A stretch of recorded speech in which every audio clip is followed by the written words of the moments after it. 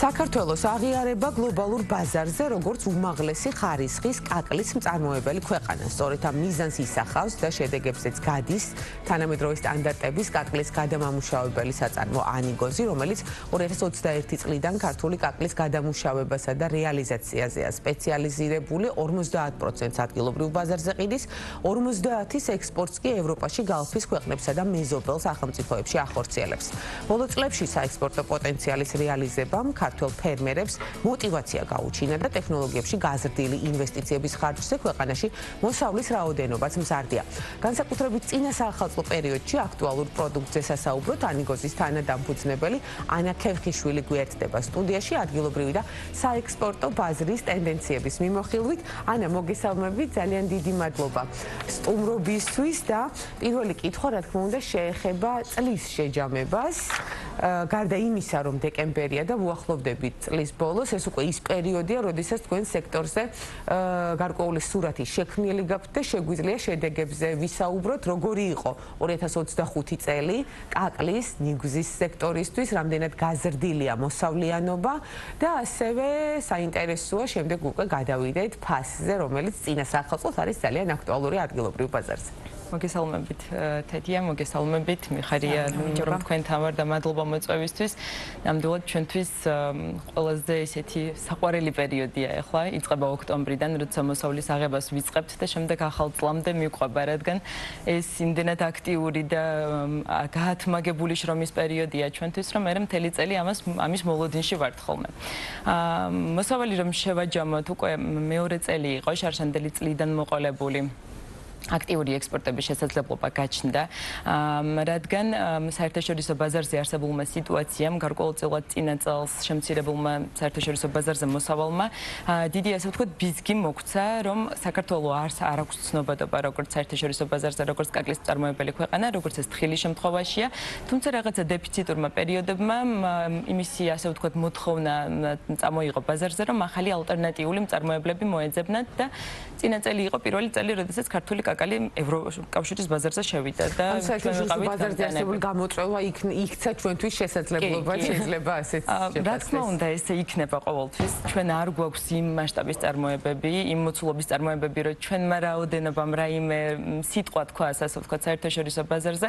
ყველა შემთხვევაში მივყვებით საერთაშორისო ბაზარზე არსებულ სიტუაციას და რა თქმა უნდა, ესეთი ხელსაყრელი პერიოდები განსაკუთრებულად ჩვენთვის მომგებიანია და ნამდვილად დაგვეხმარა წინა წელს და ბევრი ისეთი საინტერესო ბაზარი გავხსენით, მათ შორის ევროკავშირის ბაზარი, სადაც მანამდე ძალიან გვიჭერდა და ბევრი წელი ვცდილობდით ჩვენი სიტყვის თქმას, რადგან ასე თუ ისე ცნობადობის ნაკლებობა გარკვეულწილად ეჭვის თვალით, ასე ვთქვათ, ეჭვის გვიყურებდნენ, რადგან არ გვიცნობდნენ როგორც ხარისხიანი კაკლის მწარმოებელ ბაზარს, თუმცა თხილის შემთხვევაში ჩვენი ცნობადობა ძალიან კარგია და დაგვეხმარა, იმიტომ რომ ის ფუდ ტრეიდერები, საკვები პროდუქტების ტრეიდერები, ვინც თხილზე მუშაობენ, ნიგოზზე და კაკალზეც მუშაობდნენ და ვფიქრობ, ეს ყველა საერთაშორისო გამოფენა, რომელშიც ვიღებთ მონაწილეობას, თვითონ აბიჯით წინ მივყავართ იმისკენ, რომ ჩვენი სიტყვა ვთქვათ, საერთაშორისო ბაზარზე და გარკვეული პრემიუმ კლასის პროდუქტების ნიშაში ცნობადობა მოვიპოვოთ.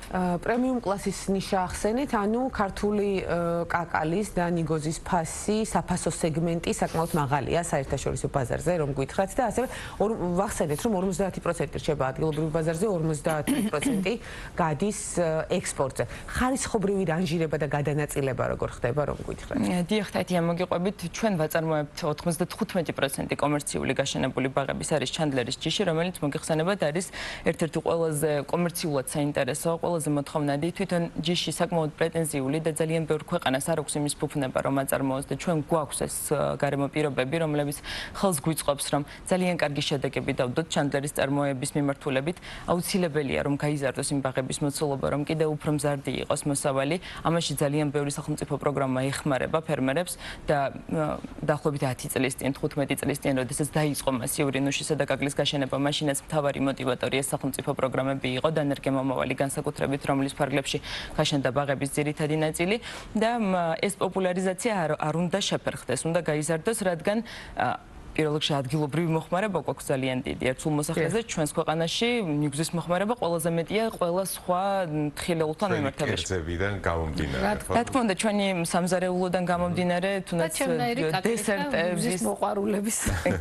კი, და სხვათა შორის სტატისტიკურად რომ შევხედოთ მსოფლიოში ფასიდან გამომდინარე მიწისთხილის მოხმარება ერთულ მოსახლეზე ყველა ქვეყანაში ყველაზე მეტი არის ხოლმე.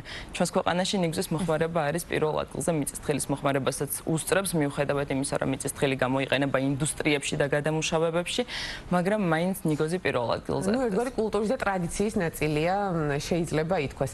ფასზე ვისაუბროთ ადგილობრივ ბაზარზე, საინტერესოა და ასევე მნიშვნელოვანწილად საკმაოდ დიდი ნაწილი პროდუქციის იმპორტირებული ხდება ადგილობრივ ბაზარზე. ხარისხი იმპორტირებულის, თუ გაქვთ ინფორმაცია, რამდენად არის ფასთან შესაბამისობაში და იმპორტირებული და ქართული ნიგზის საფასო სეგმენტები კონკურენციაში როგორ მოდიან ერთმანეთთან? მტკივნეული საკითხია.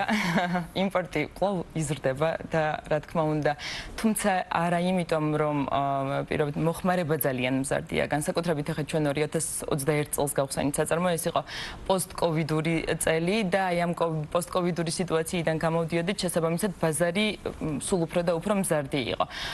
მოხმარება იზრდება, შესაბამისად იმპორტთან ერთად ადგილობრივი პროდუქციის მოხმარებაც და ადგილობრივი კაკლის მოხმარებაც ძალიან იზრდება. ამიტომ ამან არ უნდა შეგვაშინოს.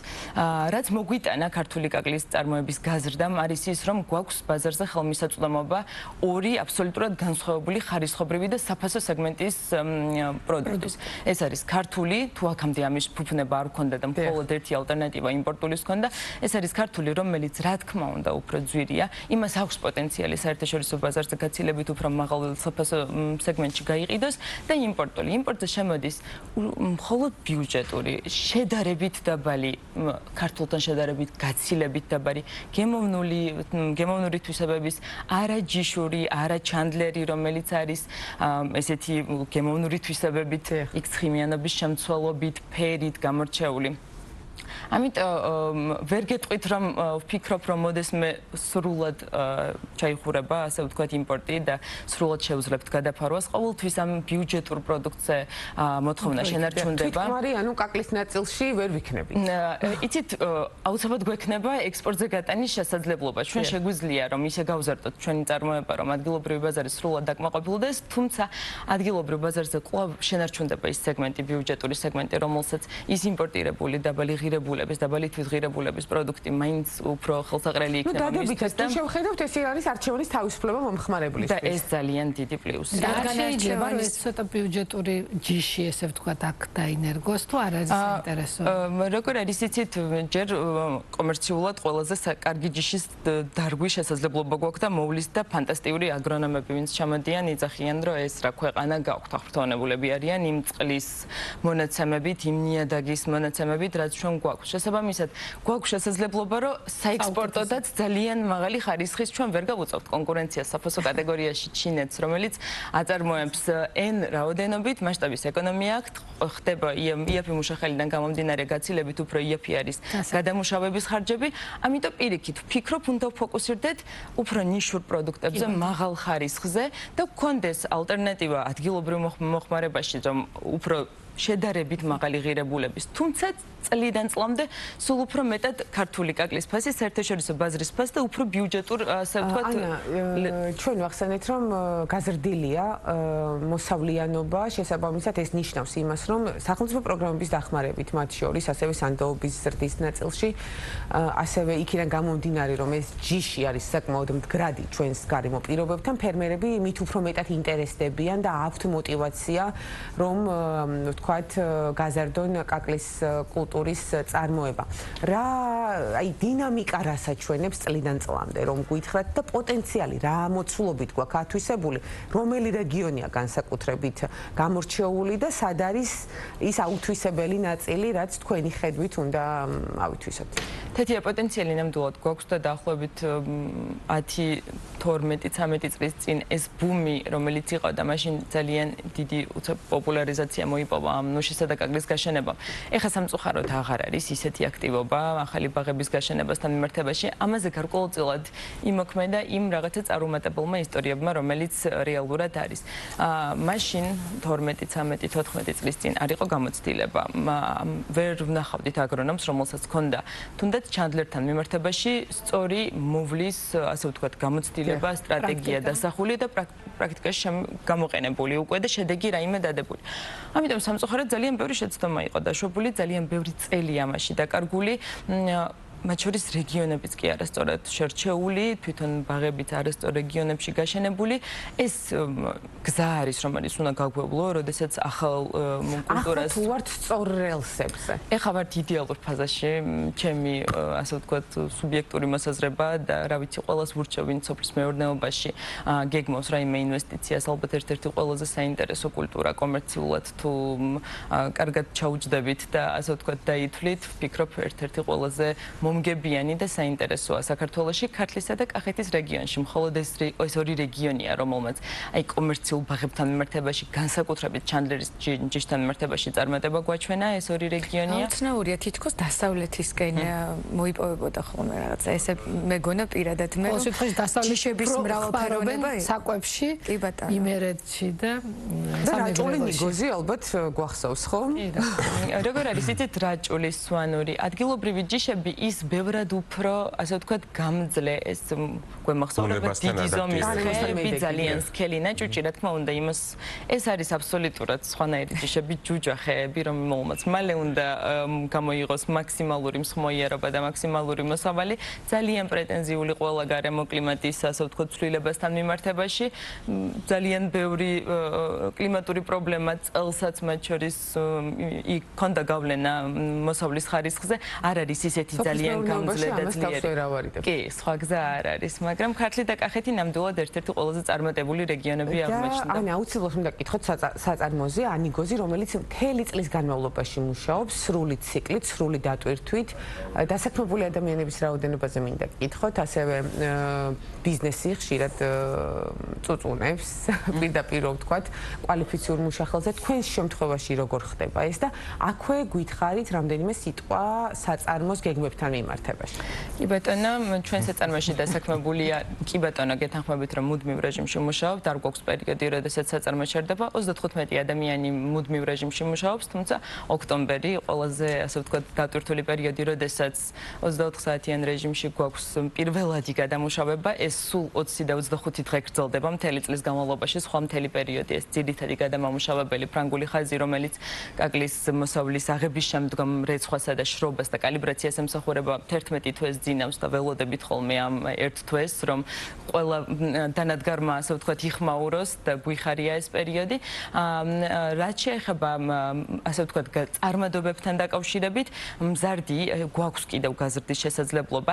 წელს მაგალითად დავიმატეთ ახალი სასაწყობე მეურნეობა, შეღავათიანი აგროკრედიტით ვისარგებლეთ დამატებით და დავიმატეთ საწყობები, რადგან აღარ იყო საკმარისი გაზრდილ მოსავალთან მიმართებაში გადამუშავებული მოცულობებიც იზრდება და გვაქვს გეგმები გავზარდოთ, განვითარდეთ იმ მიმართულებით, რომ საბოლოო პროდუქტი ვაწარმოოთ, რომ გქონდეს უკვე ამ ეტაპზე მხოლოდ B2B მიმართულებაა ჩვენი, ვაწარმოებთ ნედლეულს, ვაწვდით ჰორეკა სექტორს, საკონდიტროებს, ეხლა გვინდა უკვე B2C სექტორის საბოლოო მომხმარებელთან უკვე გქონდეს ურთიერთობა, რაღაცა ბუტიკური შოპები, მაღალი ხარისხის თხილეულისა და ჩირეულის მიმართულებით, თაროს პროდუქტი უკვე საცალო შეფუთვა გქონდეს და ამ მიმართულებით 26 წელს გვექნება აქტივობა. და ანა, ძალიან მოკლედ, უნდა ველოდოთ თუ არა წინა საახალწლო პერიოდში უკვე დახლებზე გაძვირებას ამ ძალიან მნიშვნელოვანი პროდუქტის.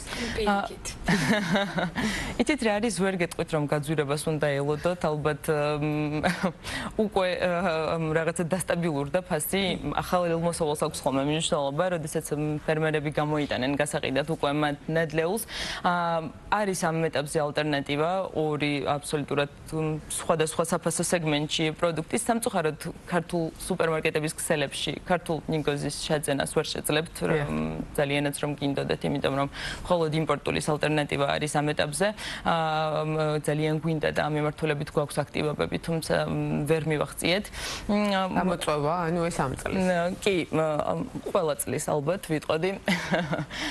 ქუჩის ბაზართან მიმართებაში, რომელიც დიდი მოცულობის არის, სადაც რა ვიცი, ყველას უქონია გამოცდილება, ასე ვთქვათ, ურთიერთობის ამ ბაზრებთან, იქ არის ძალიან დიდი მოცულობით წარმოდგენილი, როგორც ქართული, ასევე იმპორტული.